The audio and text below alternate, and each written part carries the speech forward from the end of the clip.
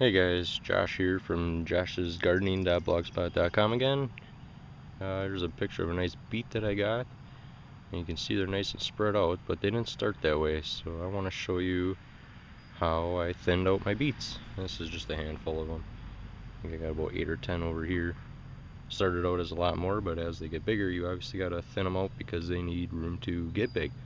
If they're all on top of each other, you're not going to be able to do that. So let's head over here past my shingles and that. And let's look at these beets. You can see here, if you look towards the bottom, there's more than one, and they're right next to each other. So this one's a little bigger, looks a little healthier, so we'll just pluck the one next to it. Just grab it by the root, pluck it out. Get all the root out if you can. You could try transplanting it if you want. It'll work, but heck with it. I got enough of them growing. So here again too, you can see there's 3 of them here, so I will take that one out, pluck that one out. Got one single one left, plenty of room to grow. Oh, missed one at this one. Sometimes they're hard to tell, but you can see now, if you spread them out, there's just one single stem going into each one. So you just grab hold of one of them, yank it out. I always let them get a little bigger like this because it's kind of easier to see, when they're real small like this, kind of fumbling around, but you can still pluck them out as you need to. You just want to leave the healthiest one that you see in the bunch, and then hopefully they will grow nice and big.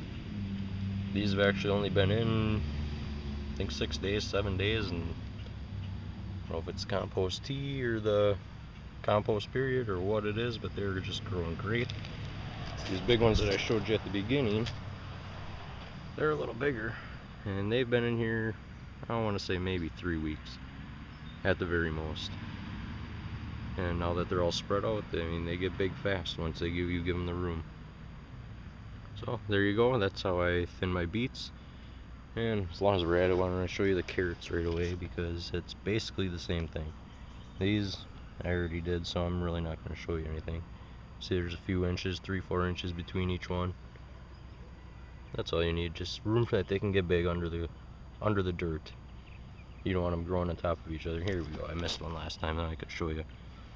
Right in here, you can see there's 3 different carrots in there, so this one is by far the biggest one. So I will pluck out the little one and the other little one next to it. There you go. Another one here.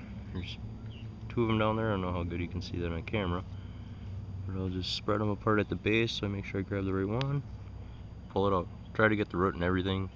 It's not that big of a deal, but you don't want it sucking nutrients from the carrot plant that you left in there.